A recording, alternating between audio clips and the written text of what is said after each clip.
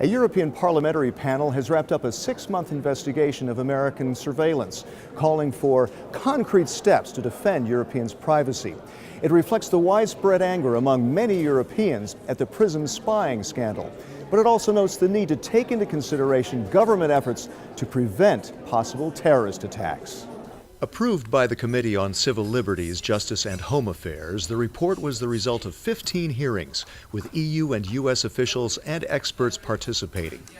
The cross-party mission evaluated the extent of the surveillance by the U.S. National Security Agency, its implications for Europeans, and what measures to take.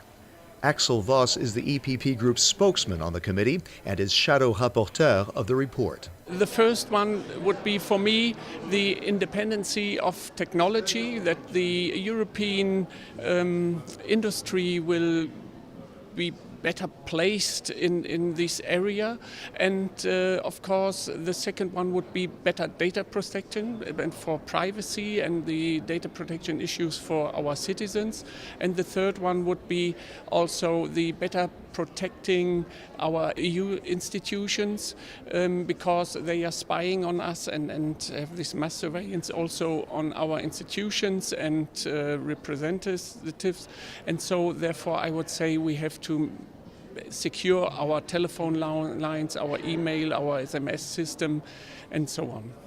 The panel drew up a list of reasons to act or not, evaluating potential effects of clamping down on spying and at what risk to anti-terror investigations. The balanced situation in this report is not what I would say this is a really balanced situation between security and the privacy issues. So this is more on the privacy issues and protecting more and more citizens and not having in mind also counterfighting terrorism and organized crime or serious crimes.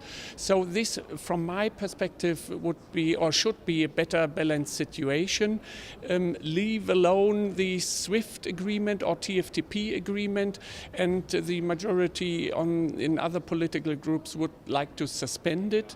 And for me, it's quite important to suspend more the safe harbor mechanism and to improve everything regarding the transferring of data, private data from Europe to the US.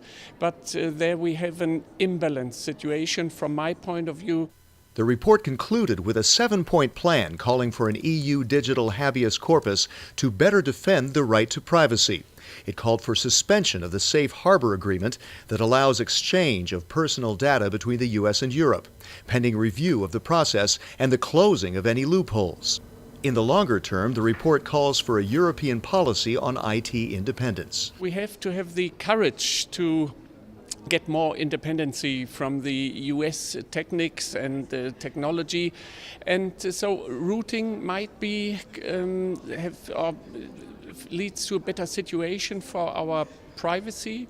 The metadata and the processing of metadata also should be more Europeanized, and also trying to find if we are doing research and to protect the results of our research and to protect also the results of our industry for not having this economical espionage.